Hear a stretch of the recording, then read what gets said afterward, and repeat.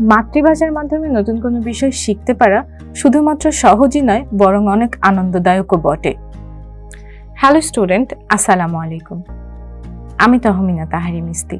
Computer science টেকনোলজির খুবই গুরুত্বপূর্ণ একটি বিষয় হলো ডেটা স্ট্রাকচার অ্যান্ড অ্যালগরিদম। আমরা জানি কম্পিউটার সায়েন্স মানেই ডেটা নিয়ে খেলা করা।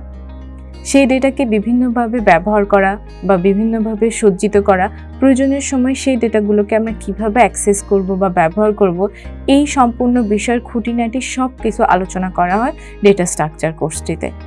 এখানে আমি ডেটা স্ট্রাকচার অ্যান্ড অ্যালগরিদম একসাথে আলোচনা করব। এটা বিশ্ববিদ্যালয় পর্যায়ে বা ইউনিভার্সিটি লেভেলে কখনো কখনো একসাথে বা কখনো কখনো আলাদাভাবে পড়ানো হয়। প্রথমে ডেটা স্ট্রাকচার পড়ানো হয় এবং তার পরবর্তীতে অ্যালগরিদম পড়ানো হয়। আমরা ইতিমধ্যে বলে ফেলেছি যে ডেটা স্ট্রাকচার মানে ডেটার গঠন বা ডেটা কিভাবে সাজানো হয় সেই বিষয়গুলো নিয়ে আলোচনা করা, আর অ্যালগরিদম হলো কোনো সমস্যা সমাধানের পর্যায়ক্রমিক ধাপ। কম্পিউটার সায়েন্স টেকনোলজিতে ডেটা স্ট্রাকচার অ্যান্ড অ্যালগরিদমের ভূমিকা বা গুরুত্ব আসলে বলে শেষ করার মতো না।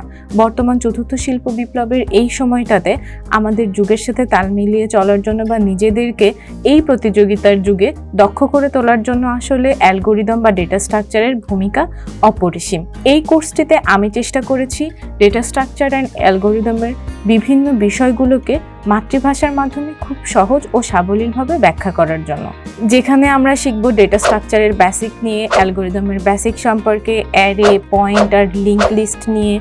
এছাড়াও আমরা শিখব স্ট্যাক, কিউ এগুলো সম্পর্কে। তাছাড়া বিভিন্ন ধরনের সার্চিং অ্যালগরিদম, যেমন binary search algorithm, linear search algorithm, বিভিন্ন ধরনের sorting algorithm, bubble sort, quick sort, merge sort, heap sort, বিভিন্ন ধরনের ট্রি, গ্রাফ, এইগুলো নিয়ে মূলত আমরা এই কোর্সটিতে আলোচনা করব। আপনার একাডেমিক পড়াশোনাকে আরও এক ধাপ এগিয়ে নিয়ে যেতে যুক্ত হয়ে যান আমার সাথে ওয়ে টু ইঞ্জিনিয়ার প্ল্যাটফর্মের ডেটা স্ট্রাকচার অ্যালগরিদম কোর্সটিতে। দেখা হবে কোর্সটিতে। আসসালামু আলাইকুম।